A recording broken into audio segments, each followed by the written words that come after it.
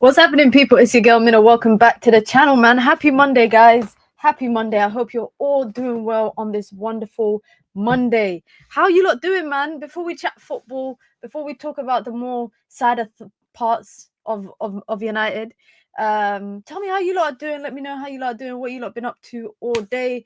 Have you lot been indulging or engaging in football content after the weekend? You know what, guys? I'm not gonna lie. After a loss, it's always hard for me to listen to podcasts and all of that stuff. So I ain't really listened to many podcasts today, but I have caught up with some games that I watched, and I caught up with some NFL games that I missed last night. So that's what I've been up to today. I mean, no one asked, but I'm letting you lot know what I've been up to. Big up to everyone that's locked in. Be sure to hit the like button, guys. Be sure to subscribe as well if you are new here. It's the road to 12k. We hit 10k at the beginning of the month. We hit 11k about a week ago, and now it's the road to 12k. So big up to everyone locked in. We've got a lot to talk about. Of course, Man United lose to Brighton, so we got that to talk about, but we also got more so transfer news to talk about. Patrick Dorgu interest heating up for Manchester United. Alejandro Garnacho seems to have quite a few suitors. Napoli want him, Chelsea want him. We're going to talk about that. Antony to Real Betis is the here we go on loan. Marcus Rashford is struggling to find a club that will take him. We're going to talk about that. We're going to talk about the AC Milan situation and where he currently stands. And as it stands right now, reportedly Borussia Dortmund is the likely destination for him, with Monaco being a potential another destination for him. But all of it kind of hinders on his salary.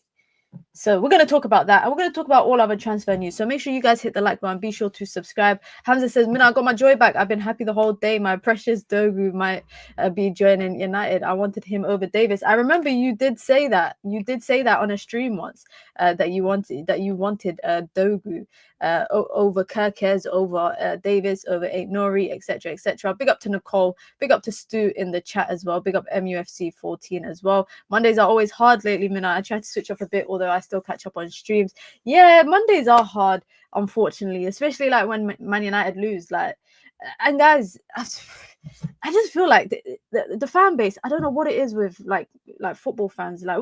Football fans are very emotional, right? Football fans, we are also very fickle. But I just feel like why the meltdowns that I'm seeing is crazy. It's actually crazy, the meltdowns that I've been seeing about the manager. We're going to talk about the manager's comments, of course, that he made after the game, because I really want to dissect it and see if you guys agree. Ruben Amorim said, and not verbatim, but there was a whole kind of other elements to what he said. But he did say that this is possibly one of the worst Manchester United squads. And it's funny to me because Man United have been relegated in their history. So is this really the worst? Maybe when you take pound for pound, monetary value for monetary value, maybe that's what he meant by this is the worst team. I think he should have said this is the worst assembled team. I think that would have been a much better kind of quotation mark. I think that would have been a much better quote, because you can't say this is United team, because United have been relegated multiple times in their ever standing history. But if you're saying this is the worst squad for monetary value, I hear it, because you've got 100 million signings, 80 million signings, 70 million signings, and it's still a shit show. You know what it is, guys? Also, it's like clockwork. Manchester United lose, and what do I see flying around? The quote from Ralph Rangnick about open heart surgery. Why, as fans, do we deny the idea that open surgery has happened? United have had open surgery. It's just a very poor one. You guys remember when I said United went for open heart surgery and walked away with a BBL? They walked away with the wrong type of surgery. I don't know why I see that quote flying around every single time after Manchester United lose. Man United have had open surgery. It's just a very, very poor one. It's a very poor one. And you know what's funny? Let's start with this. Let's actually start with this. Before we get to transfer news, let's start with Ruben Amorim. Let's talk about Ruben Amorim. Let me bring this up. Make sure you hit the like button as well. Get involved in the chat, because I want to hear what everybody has to say. I really want to hear what everybody has to say. Ruben Amorim made a lot of comments after the game, and of course the media are going to take the selling points, the clickbait kind of stuff about his comments. But he said quite a lot in terms of word for word what he said, right? But I actually think this is a form of negligence from INEOS. And I know someone's in the chat is going to say, Mina, how are you blaming INEOS? This is a form of negligence from INEOS. Because firstly, they brought Ruben Amorim in November after they backed a manager in the summer, let him bring in a few more players, and then decided to rip up the contract. By the way, they gave him an extended, they topped up his contract because they wanted it to seem like they were backing him. But they also gave Ruben Amorim an ultimatum before he joined Manchester United. They said it's now or never.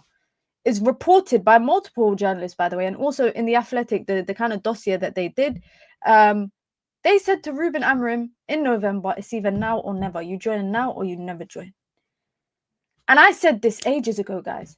If INEOS do not back Ruben Amorim, and when I say back, I don't only mean pushing out high earners. I mean by bringing in quality players, quality talents that improve the team and work in the system. If they do not do that, Ruben Amorim he'll walk. He will walk.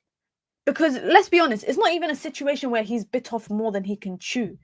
They're not even giving him, they're not feeding him anything. And this is why I say I look more at INEOS than I do Ruben Amorim. I don't know how people look at Ruben Amorim and think you're the problem. You wanted a manager that has a philosophy. He comes in. You wanted a manager that doesn't abandon that philosophy. He backs himself every press conference and says he's not gonna go back and change everything and go to a back four, etc. He's here to play the back three. Yeah, people wanted that. He's also publicly multiple times, I don't know how he could say it in any other format, that he doesn't have the players to play the way that he wants, but he's trying to make do with it. Also, him saying that this is the worst United squad, for me, that's his way of telling these players they are crap. Like, it's no sugarcoating it. I don't know how many ways Ruben Amorim can say in the media how bad these players are. And sometimes I feel like Man United, right now, this squad that's assembled is a squad of role players. They're not starters. A lot of these players, for me, could be backup options for United. But there's not many of them that I look at as a starter, say, 3 years from now, generally speaking. And we're going to talk about it when we talk about Garnacho, because I put out a tweet the other day saying, guys, 60 million, do you sell Garnacho or not? And I was shocked the amount of responses that I was getting and how split everybody was. Half were saying yes, half were saying no. Garnacho, if a player, I'm not singling out Garnacho, guys, but if a player does not fit or suit the manager, and there's no way you can kind of shoehorn him in, sell him. That's why I'm not against the idea of Marcus Rashford leaving, because I kind of see the fact that there isn't really a place in the squad, in the 11, for Marcus Rashford to flourish. Same with Garnacho. Like, let's be honest. The balance between forwards and the defenders is nearly not there, and he's struggling to find it. If he plays Xerxes, Bruno can't be a 10. We need players with pace and athleticism for press to work. 100%. Like, a key example, and I spoke about this in my match review after the game. The centre-backs is a prime example to me, because you see how aggressive, or how the centre-backs attempt to be aggressive. You see De Ligt attempting to be aggressive, playing tight to the opponent. But because of that, United don't have pacey wingers.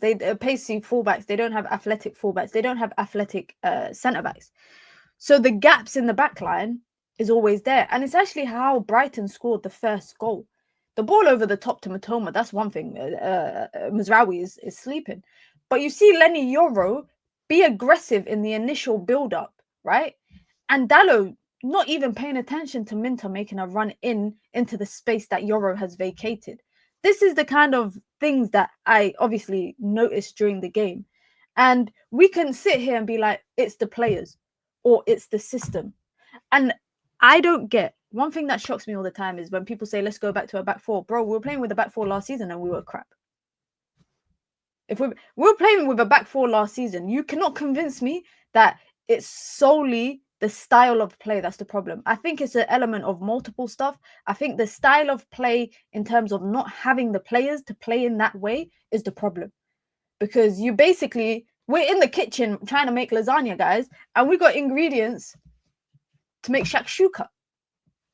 I don't want shakshuka. I want lasagna. But I only got ingredients to make shakshuka. That is the problem that Ruben Amorim finds himself in. That's the problem that Manchester United find themselves in right now. I'm going to talk about INEOS because, like I said, it will be negligent, completely negligent from INEOS if they do not back the manager in this January window. I don't care about this idea of, oh, we need to get wages off the books. INEOS are taking all the high earners out, right? All the high earners out. Antony gone. Well, he's on the way to be gone. But you get what I mean. Antony gone. Rashford on his way out. Casemiro, the guy ain't even sniffing a minute on the pitch, and he's potentially on his way out. Christian Eriksen is labelled to potentially be out. All the players that are linked to be leaving are the high earners. So if you are making financial decisions to get players out, then why on earth can you not make decisions to support the manager in terms of bringing players in? Because you can't get, we already got a very thin front line, guys. We got Xerxes, we got Højlund, we got Garnacho, we got Ahmad, we got Bruno, yeah, and Antony. That's 6 people. Antony's on his way out. Garnacho potentially could be on his way out. Marcus Rashford exiled from the team. He's never playing again. So would it not be very negligent that INEOS do all of that to not bring in one attacker, or only brings in one left wing back? Let me see what you lot are saying in the chat. Midfield is the biggest issue alongside wing backs. We never addressed the midfield. The problem with the midfield for me, guys, and again, I referenced it in yesterday's match review after the game. I said that the midfield partnership, and you see here on the screen, Ugarte and Kobe, when we come up against teams like Brighton, like Forest, like Bournemouth, teams that have, I don't want to label them as road runners, but very athletic midfielders that are able to just cover every blade of grass and get up and down. Because of how narrow Man United's midfield, because of how narrow Man United's 10s are, the midfield have a lot of ground to cover. And the biggest problem is not because the 10s are very narrow. The problem for me is because the wing backs are very narrow. They're not holding the width like they should do. Otherwise, it would be like a staggered, like it would be like a 4. It would be like a line of 4 in the middle, because the wing backs would be in line with the midfielders. And then you'd have the 10s, the 2 10s quite narrow. So it's on paper, or based on theory, we should be outnumbering teams in the middle of that pitch, but we're not. The narrowness of the 10s and the kind of narrowness of the fullbacks, it's not helping the midfield. It's not. So as a result, you got Ugarte going left to right, covering every possible. He's going like this nonstop. You got Kobe just running around everywhere. That is a problem in itself. That is a problem in itself. I think we'll buy forwards if we sell Garnacho. Well, I just saw West Ham bidded £57 million for John Durant, guys. They've just bidded 57 million, and it's expected for it to be rejected. I mean, Man City got Omar Marmoush coming in through the door. Chelsea are just being Chelsea. They're always signing someone. United have to sign. I don't want to hear this idea of, oh, the season's over, so let's just wait till the summer. That is the most dumbest kind of theory. No disrespect to anybody that thinks that. I'm not calling you dumb, but I think that is stupid to be like, the season's over, let's just wait until the summer transfer window. And guys, I don't want to hear no one chat to me about top 4, top 6 European football. Please, please, please, please, let's not do that. Let's not do that. Where's Marmoush been all this time? Where was he cooking from before Frankfurt? Another German team. I think he was at another German team, if I'm not wrong. Let me double check. Stuttgart. No, he was on loan. Oh, he was at Wolfsburg, sorry. But he was on loan at Stuttgart as well. He joined them for free, He brought can you believe Frankfurt? I don't know, man. Frankfurt and the strikers that they be selling, Haller, Jovic, Kolo Muani, this guy here, every day, 70 million, 80 million strikers that go on and have howlers. It's crazy. They need to be investigated for money laundering. Would you take Cherki for that amount? When I saw the fact that Lyon and Cherki have a agreement of £19 million, By the way, Lyon find themselves in a big financial problem. They find themselves in a little conundrum, if you want to say. So they are going to have to sell people, and they will sell them for affordable prices for the buying team. If Manchester United need a creative 10, someone that can play inside the spaces, someone that has an eye for creativity, Ryan Cherki should be on the list. Should he be number one? I don't think so. I don't think he should be number one. But for the price that you're getting him at, United should be all over it. By the way, it's not just United that are interested in him. Leverkusen are interested in him. Dortmund are interested in him. I think there's another team. There's a lot more teams that have other stuff to offer than what United have to offer right now. Let's be honest, guys. And that's why I'm actually quite worried for the summer transfer window due to the trajectory of this season right now. Because let's be real, Amorim said it's a storm, yeah? This ain't a storm, guys. This is a tsunami. And we're getting swept away. The water's taking all of us. This ain't a storm, bro. This is a tsunami. And we're in big problems. We're in big problems. And I feel like everybody just wants to be right. Like when we talk about the football, when we talk about United right now, everybody just wants to be right. And also, it's like not everybody can be right. Like people think not everyone can be right. If someone comes to me today and says Rasmus Højlund's a problem, I'm not going to tell them that they're wrong just because I feel like Man United have bigger problems. The problem is United have a lot of problems. Is it like that is the biggest issue? There are way too many problems. Word to Jay-Z, we got 99 problems. And I don't see it getting any better, man. Let me see what you lot are saying in the chat. The only time our wing backs are wide is when Ahmad plays there. And without Ahmad at 10, we are also screwed. Bro can only do so much. That's the problem. We're relying so much on Ahmad, guys, that when he doesn't pull through and do something magnificent, we end up in games like this. Because yesterday's game was a shit show. Let's be honest. Excuse my language, guys. But yesterday's game was really bad. Like, I don't know how you lot feel, but I said this after the Southampton game in my match review. And if you're not watching my match reviews after the game, you lot are a disgrace. Because I'm putting a lot of effort into it. But I said after the Southampton game, I said, do not let the scoreline fool you. This was a crap game. Coming into the Brighton game. After the Brighton game, I said, the scoreline can't fool us because we lost 3-1. But at no point did I feel like Man United were ever going to score. Outside of the penalty, Man United didn't create anything of threat. You can talk to me about Ahmad, Bruno, Xerxes, whoever. Man United did not do anything in the final third. And that in itself is a problem. Because we're so focused on the midfield and we're so focused on the wing-back situation.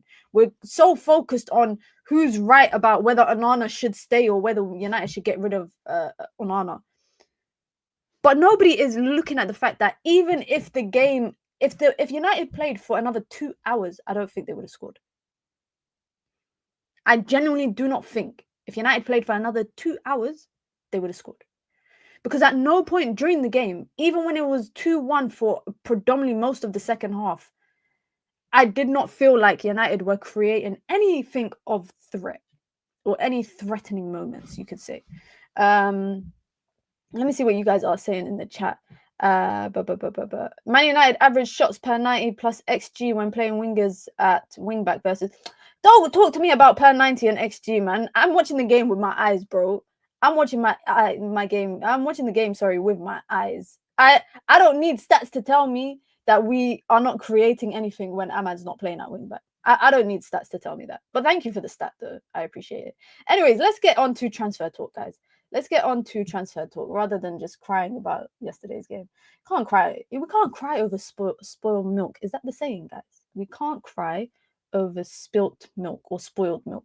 I don't know. You don't know what I mean. English ain't my first language. But listen, guys, we've got over 70 people here, less than 50 likes. Make sure you lot hit the like. You know the rules, man. You come in, you wipe your feet, you say hi to everyone in the chat. You hit the like button, guys, and then you get involved in the chat. If you want to join the membership club, you can. It's the pinned comment in the chat. You get your badges, you get your emojis, you get your custom member content. Of course, you get to support the growth of the channel, the ever-growing channel. If you want to support the channel in alternative ways, you can by sending in super chats with your comments, with your questions, with your thoughts, or just to show some love, and it helps to reach the super chat goal. Let's start with everybody's favorite topic. Let's start with the topic that everybody loves to talk about. And every time Manchester United lose, journalists have to ask about whether Amorim regrets not having him in the squad or whether there's a way back in for him. Every time, guys, it's, when United beat Arsenal, I didn't hear nothing. When United drew at Anfield, I didn't hear nothing. After the Manchester derby, I didn't hear nothing. By the way, after Southampton, didn't hear nothing about Rashford. But the second United lose, bam! Everywhere, left, right, left, right, left, right. Everyone's talking about Marcus Rashford. And I'm just over it, man. I'm just over it. It really frustrates me as well, the fact that it's like a lot is depending on Rashford leaving for United to bring people in. Like, for me, that is frustrating.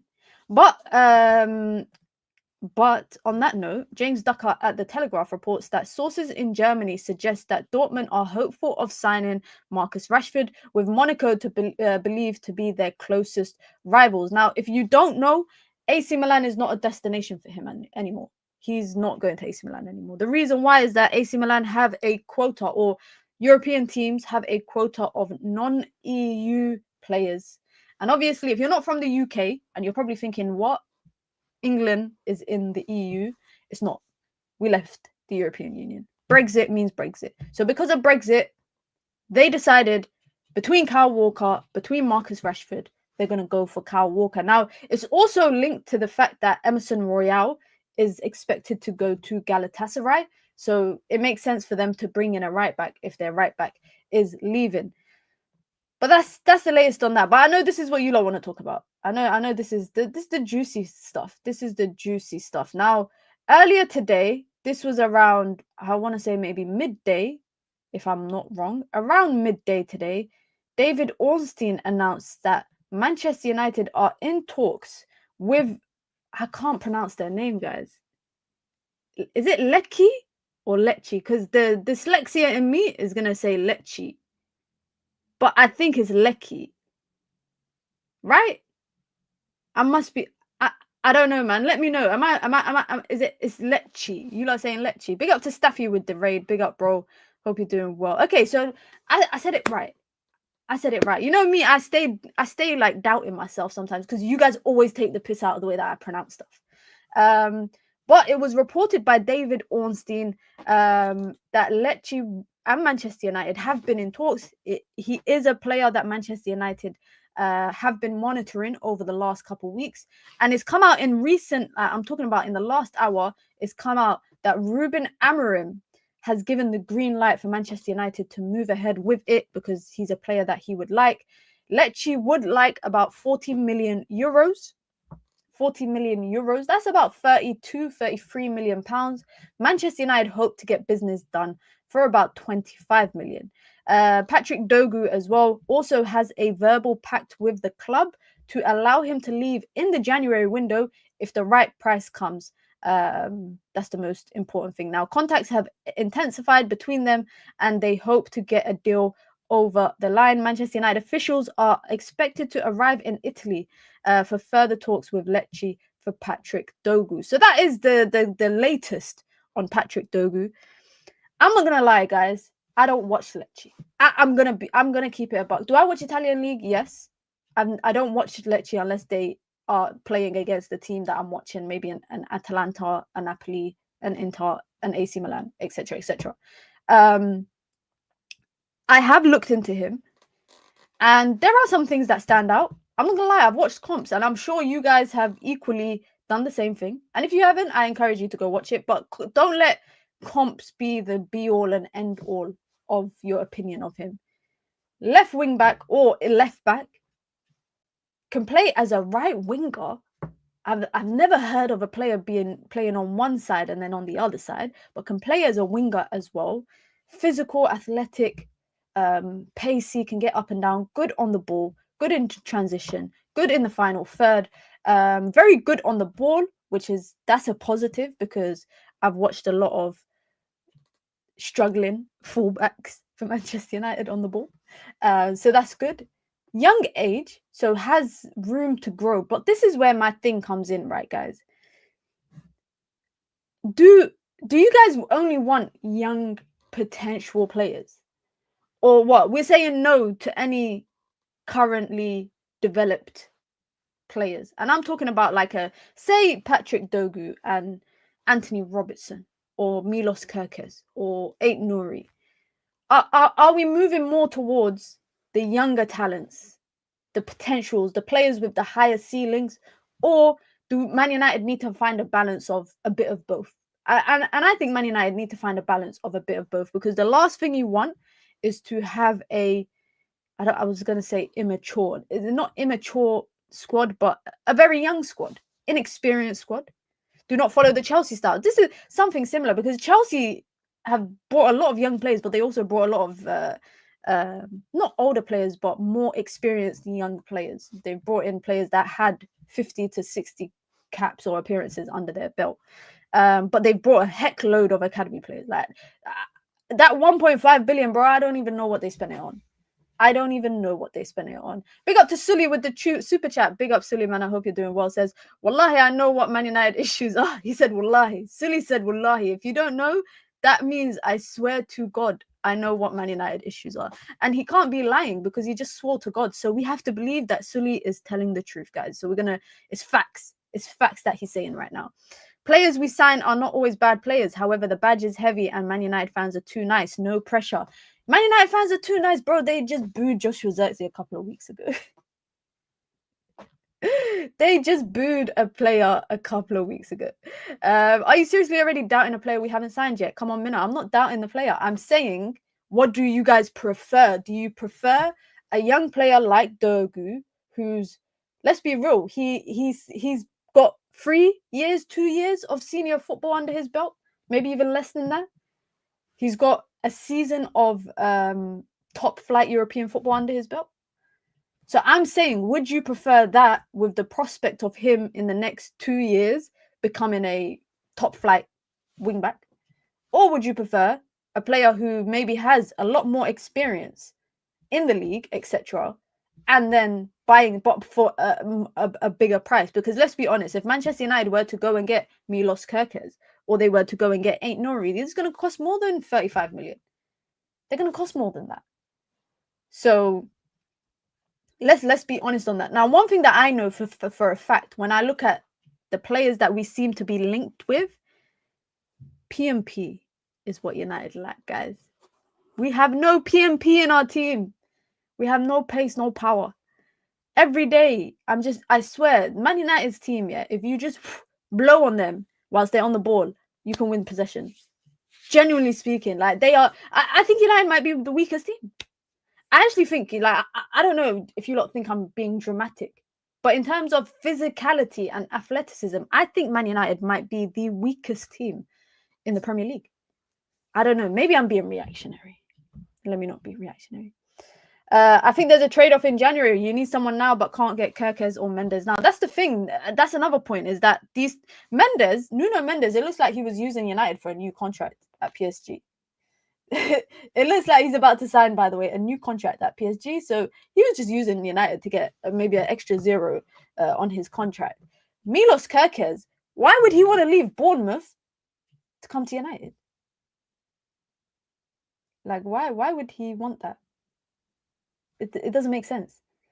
At least Patrick Dorgu, it's a step up for him. The money. But also, on the topic of like money when it comes to Manchester United, I feel like with INEOS pushing out all these high earners, I think they're trying to make a stamp on this team no longer being a team that you can come and hold hostage financially. Because let's be real, guys, for everybody, it was a pay, coming to United was a pay rise. That was the motivation. Of course, in the media interviews that they do, they'll always say, you know, the history of the club and the badge. But let's be real, you're getting $250 a week. That's why you probably joined Manchester United in a time where Man United didn't really have much to offer competitive-wise, in terms of competitiveness. So that is really, really interesting to me. We're gonna keep an eye on this. I think as well, if Tyrell Malacia does leave, that might free up some space for Manchester United to bring in another player and another potential departure for Manchester United. I don't know how you guys feel about this, but here we go. Let me find a better picture of this guy. I had a better one, but I don't know where it's gone. I think I might have lost it. Where is it gone? I think I lost it. Yeah. Oh, no, here it is. This looks better. Shout out to Fabrizio Romano for this. This looks better. This looks better. Very bright. Nice and bright, guys. It's way too bright. Way too bright. But Antony is expected to leave Manchester United on loan, guys. No loan fee. This is, by the way, yeah, the only benefit to this loan for Manchester United is the anticipation that he does well and you can maybe slightly drive up his price tag in the summer. Because there is nothing in this loan move that benefits Manchester United, bar the fact that he doesn't have to come to Carrington anymore. But I don't think he's a bad guy. I'm sure he's a nice guy, so I'm sure he brings good vibes to Carrington. But there's nothing that benefits Manchester United for this loan move, bar the fact that they are hoping in anticipation that he will drive up his own price for the summer. Now, details of his loan move, we got the Here We Go earlier today. No loan fee. Betis will cover around 2 million euros of his salary, guys. Fun fact. Yeah. Let's just do the quick mathematics. Let's do the quick mathematics. 2 million euros. Yeah. Divided by, what's half of 52, guys? My maths is really bad. My maths is really bad. Right now, 2 weeks of January plus February, March, April, May, basically. June, he'll come back. So say it's 26 weeks. It's not exactly 26 weeks. It's probably less than that. We'll say it's about 19 weeks between now and the end of the season, right?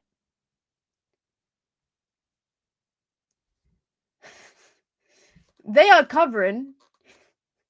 Well, they're not covering much of his... I was trying to do the maths, guys, to calculate how much that they're covering of his wages, yeah? But they ain't covering much. They ain't covering much. Just for some context, he earns 2 million in the space of 2 months, give or take. We're not pocket watching. But it's about 25%. Yeah, there you go. It's around. I think the number that I saw earlier today, it said about 20%. But there are some other financial aspects for them that requires him to play, I guess. And I guess that's probably the most important thing for Manchester United is that he plays. There are financial penalties. Real Betis must field him from the start of the match or a full second half for at least 10 games. So you see, they figured out some loopholes, if you want to say.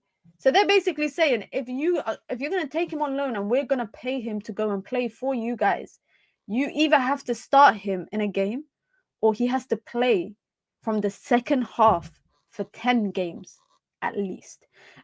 Real Betis will also pay Manchester United a series of bonuses if they qualify for Champions League or they qualify for Europa League or they win the Conference League. Are we rooting for Real Betis, guys, in the Conference League now? Is that who we're going to support now? Because if United can make money from that, I can't believe this is what INEOS have turned us into. Is that we're rooting, yeah, for clauses in a loan deal. We're saying, yeah, come on, let's wear green and support Real Betis in the Conference League, just so that Man United can make another couple of million. We are all Betis fans from today. This is sad, guys. This is actually sad that we're looking at the clauses in a... I'm saying it's me that's reading it to you guys. So I'm equally more sad than everybody else. Today, I feel Betis. Let me see what Real Betis are saying in the Spanish league. Come on, let's see what they're what I did watch them get smoked last week, to be honest, by Real Madrid. Let's see where they are in the table. They're 12th in the table out of 20. Not any different to us. To be honest, there's a lot of players that actually play for Real Betis, guys. They got Isco, they got Giovanni Lo Celso, they got Hector Bellerin. They got Azazuli, he's a baller. And that's all I really know. Oh, they got Fornals. Pablo Fornals, that used to play for West Ham, plays for them as well. This is the most random combination of players. Can you rent a Real Betis shirt for how long? Asking for a friend. When you find out, let me know. But like I said, Man United are willing to take financial cuts on his loan spell now with the anticipation that he plays a bit of football or regular football. He plays regular football, and then be able to sell him in the summer. How do we feel about Antony, actually, guys? Because I put out a tweet earlier today about Antony, and I said, is Antony the worst player in Manchester United's history signing? Is he the worst player that Manchester United has signed, basically? Let's see the replies, because I'm actually quite shocked. Over 257 replies. And a lot of people were saying yes. A lot of people were saying yes. Someone said to me, shout out Harris, he said, in terms of quality, yes, but he had more big game moments for us than Sancho. I don't know why people always have to compare it to another player. I'm talking pound for pound, GBP for GBP. Did Manchester United get what they paid for with Antony? £85 million. Great British pounds. In terms of monetary value, yes. In terms of, if we took the fee away out of the picture, guys, if we took the fee out of the picture, guys, and you just talk about him as a player, did he really show any promising signs of being a player of value for the team? I don't think so. I don't think so. There was a small period when he joined Manchester United where he was good. But that's it. That's it. And when I talk about Antony, when I try to talk about Antony, I do try to look away from outside of the price tag. Even if United have brought him for 50 million, 40 million, I would have still said he was not a great player. He was not a great player. And yes, he scored against what? Arsenal. He had a few decent games when he first joined us. But a lot of people are kind of comparing him to they're either saying Mason Mount or him. I'm like, Mason Mount is close second. His best game was versus Barcelona. That one, Antony, I will never forget. When my kids ask me, Mom, tell me about Antony for Manchester United, that is what I'm gonna talk about. I'm gonna talk about that Barcelona game. I'm gonna talk about that Barcelona game. I'm not gonna talk about the fact that he was 85 million. I ain't gonna talk about the 85 million. But I will talk about that Barcelona game. And I will talk about the Arsenal game. I will talk about the Arsenal game as well. Because that was like Ten Hag's fourth game, I think. And it was like our first big game at home. So I'll talk about that as well. But listen, guys, we've got over 100 people in the building. And we haven't even hit 100 likes, man. Well, guys, we're here having a great conversation, great discourse.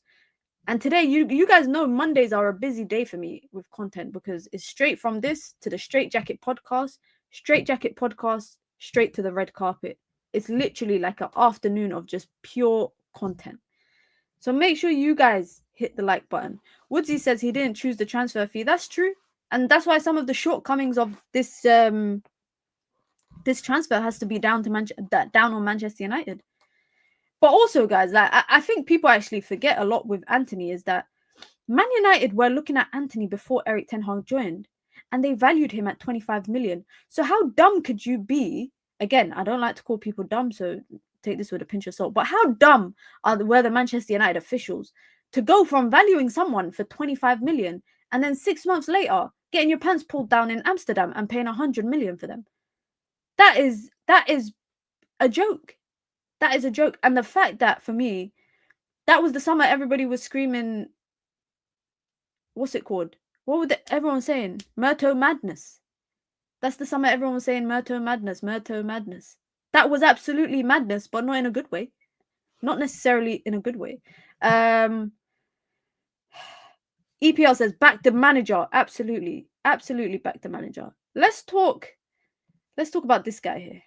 Bro, this guy got the fan base divided. Oh my God.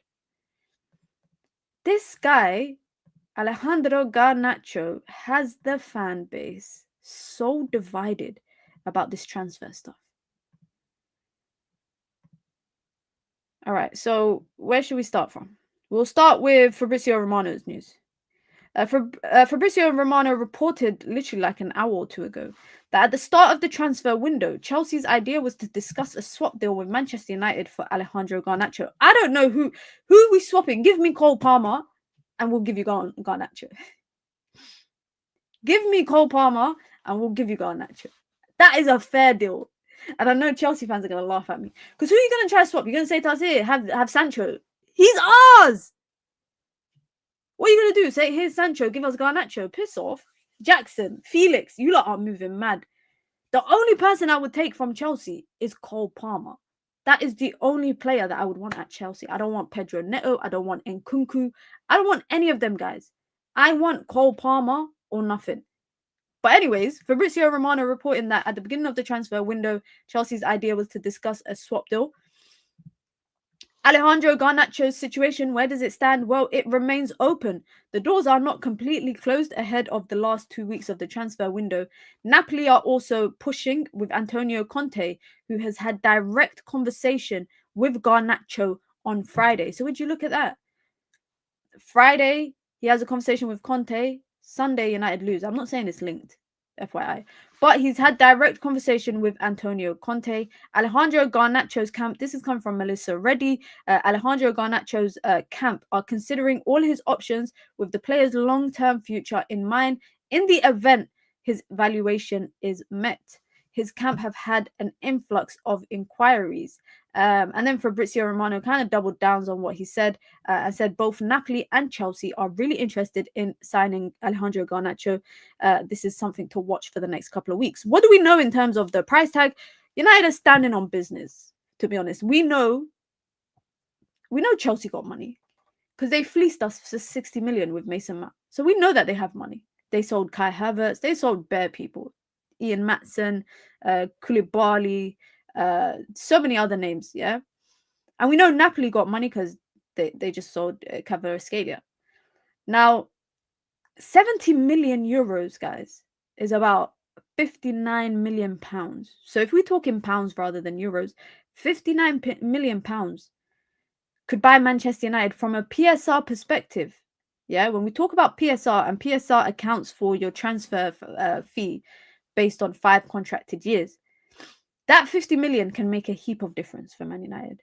It could make a heap of difference.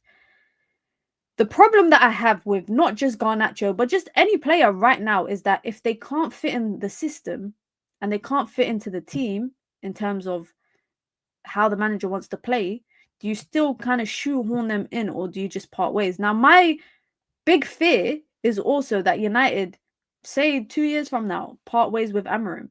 Yeah? We're back to square one.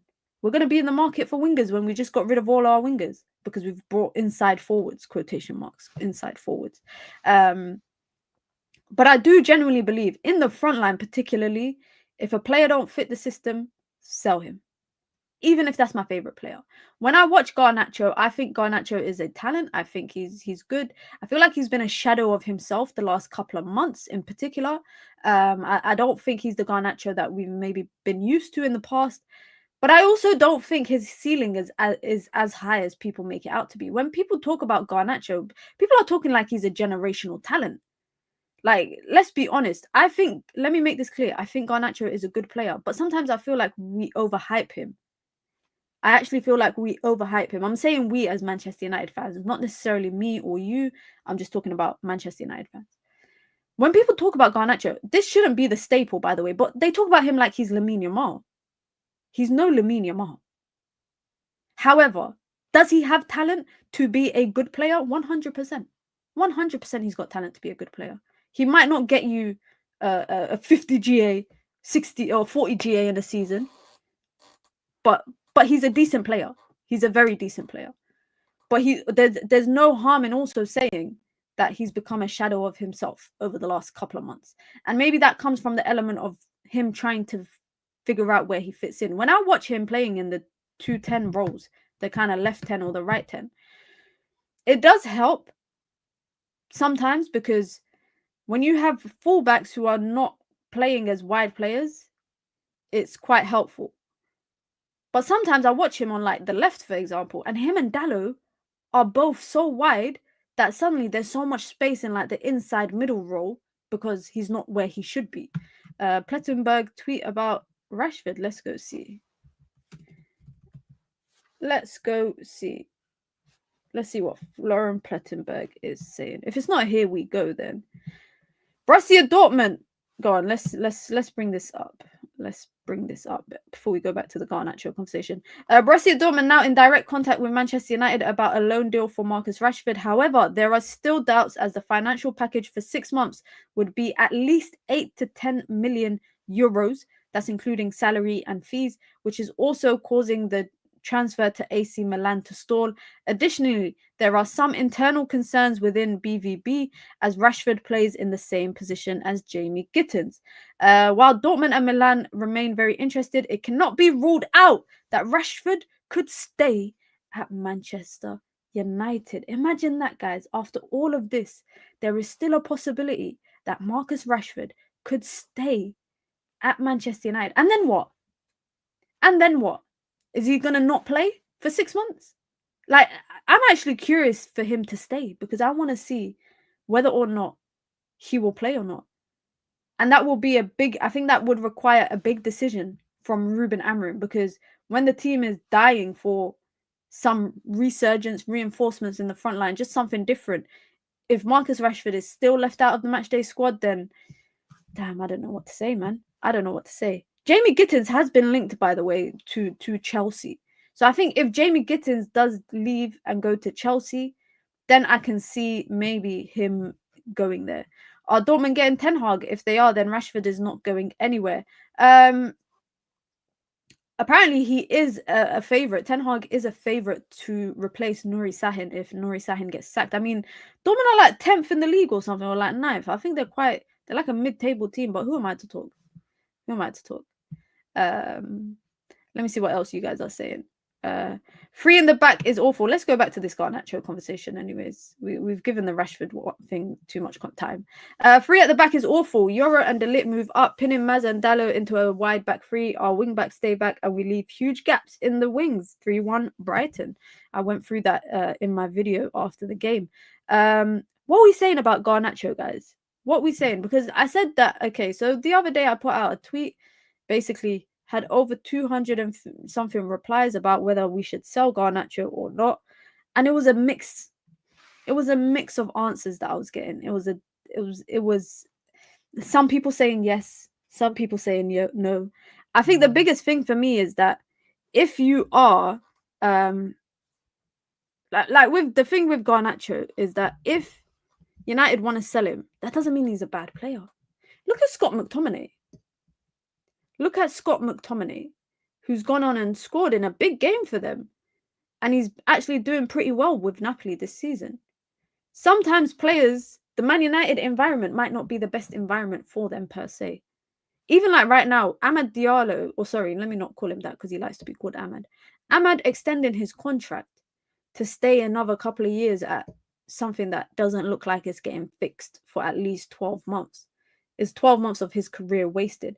I don't think Garnacho is in a place where he can waste time in his career because look at Amad, for example. Amad went out on loan, whereas Garnacho had a fast track to the first team because Erik ten Hag liked him. But now that's kind of regressing. He cannot afford to regress because this is key development period for him. And as a 20-year-old, if the manager has identified that maybe he cannot be suited for the way that he wants to play, or he cannot be changed into a potentially another position. I mean, there's no harm in saying, you know what, you're a good player, but you're just not the right fit for what I need. There's no harm in that. If the manager said that about Bruno, there's no harm in that. If the manager said that about Onana, no harm in that. There's no harm in the manager identifying what players work in his team and what don't. Because it also helps that United paid like less than $500,000 for Garnacho. I think it's like 300k. So whatever they sell him for is going to be near enough to pure profit. Nacho leaves us and becomes the new Ronaldo. This is what I don't understand, guys. Super Scud. I don't know if you're trolling or being for real. If you're being for real, I respect your opinion. I grew up watching Ronaldo at this age. Garnacho is nowhere near what Ronaldo was. There is no way whoever watched Ronaldo at Manchester United in 03, 04, 05 could tell me that Garnacho is of that level that Ronaldo was. Ronaldo had grown men shaking at major stadiums, in big competitive games, hybrid, all these games. He had people shook. Please, let's not put, and this is the thing, we put Garnacho on this pedestal, right? We've put him on this pedestal, yeah? And when he doesn't become that, who's going to be the first people to drag him off the pedestal that they put him on? Fans. Fans are going to be the first people. They put you up there, they will drag you off it. Let's be for real. 18, 19, 20, Ronaldo was levels. And then he just kind of he took off on another level. But please, let's not do this thing about Garnacho. Ronaldo is one of one, yeah? Messi is one of one. There's certain players in football who are one of one, yeah? Let's not kind of compare players to those players who are one of one. Because when they fail to kind of meet that standard, there's going to be a whole heap of criticism for them. When we as fans are the ones that put them on that pedestal. Let's not do that. Let's not do that. In terms of the Garnacho deal, take it or leave it. I think Garnacho can be retrained to a left 10 if he wants to. It's up to him. He has the talent. I think Garnacho has some good talents. I think he running in behind is quite good. I don't think he has the technical ability to play in the inside 10 role or the left 10 role. I think what Man United need in the left 10, yeah, they've got the technician in Ahmad, yeah, they've got the physical, because Ahmad is physical, he's got strength, athletic, but he's also a technician. Man United now, they need a PMP guy in the left 10. You know, like how João Pedro was playing as a second striker yesterday behind Danny Welbeck. You see how you watch Cunha, for example, picking up the ball from his own third and blasting through the channel with the ball because he can dribble, because he can hold the ball at close quarters, because he's strong, he can protect the ball. We can do all of that. That's what United need. Garnacho, Rashford, run in behind. Those are the kind of players that they are. For a left 10 and a right 10, you don't need players that are going to run in behind. You need the players that are going to be in those central pockets. That's what you need. You got your wingers on your right and left, and then, or you got your wing back, on your right and left, and you got your striker in front of you. So your job as a left 10 is to occupy the left channel, the half spaces, the space between, and you got your wingers to hold the width. So you don't even need to go out wide. But for me, when I watch Garnacho, when I've watched Rashford, they naturally drift out wide. Naturally, because that's what they're used to. And that's not me saying it's a bad thing. It just means that they're not suited for that role. That's it. Garnacho has talent, but it's for a winger. Anything after that, his talent doesn't have the capacity for a 10. I agree. Watch Conte turn him into a world beater. I think we are underrating our players massively. Do you guys think we're underrating our players? Do you guys think we're underrating our players massively? I think we actually overrate our players sometimes. I actually think we overrate our players sometimes. Because let's be honest, guys. If we're underrating our players, why the hell are we 12th, 13th in the league? Why the hell are we 12th? I don't even know where we are. Where are we? Are we 13th or 12th? All I know is that we're in the lower half of the table. And we're only like a couple of points off of Spurs and they're 15th. We overhype our players. I don't think we underrate them. I think we overhype them. And like I said, we put them on a pedestal. And then we're the first people to drag them off the pedestal. We are the first people to drag them off the pedestal. Sometimes rightfully so, sometimes not. But as fans, we are emotional and we are reactionary. That's kind of normal as football fans, to be emotional, because you're emotionally invested in this team. If players go on, if they leave and they go on to do well at other clubs, it never means that they're a horrible player, because like I said, I think Garnacho is a good player. I just don't think he's right for what United are trying to do right now. And there's no harm in saying that. If he goes to Napoli and becomes a world beater under Conte, good on him. Good on him. If he goes to Chelsea and becomes a world beater, good on him. The Chelsea thing just don't make sense to me, because how many wingers do they have? How many wingers do they have? They got Sancho, they got Mudryk, they got Neto, they got Mandueke. They've got so many wingers. So the Chelsea thing, personally, does not make any sense to me. But the Italian league could suit him. I think the Italian league could suit him, if I'm being honest. We are overrating our players. The league says it all. And you know what? Us wanting a system actually exposed how overrated these players are. That counter-attacking style hid how crap they are. I agree. Counter-attacking football hid a lot for Manchester United. Could we get Rodrigo or Brahim from Real on loan for the remainder of the season? I'll take Rodrigo.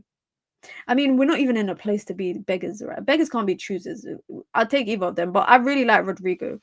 I'm hoping that Real Madrid sell him in like the next year. I hope he tries to leave Real Madrid, because he's tired of being third or fourth superstar in the team. But I like him. I really like him.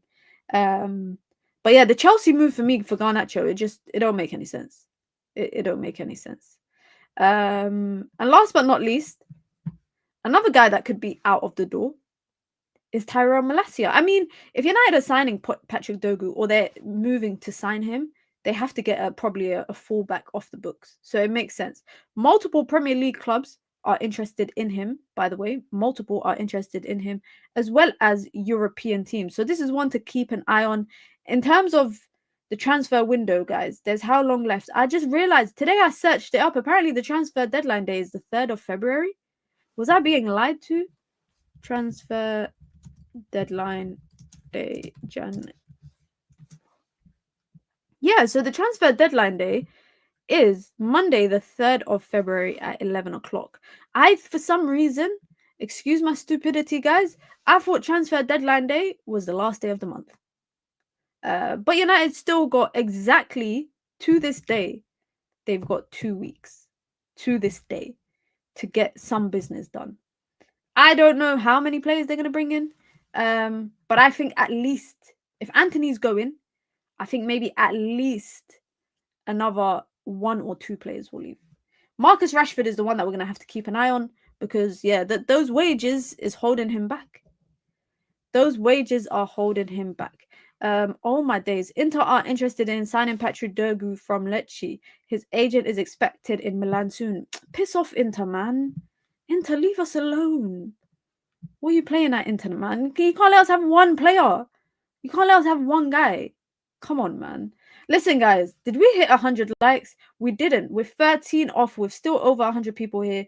So make sure you lot hit the like button. What is happening for the rest of the day? Straight Jacket podcast straight after this. So don't go anywhere, because it will redirect you to there. And then we have the red carpet at 7 p.m. on UV as well. So busy day of streams. Busy day of streams.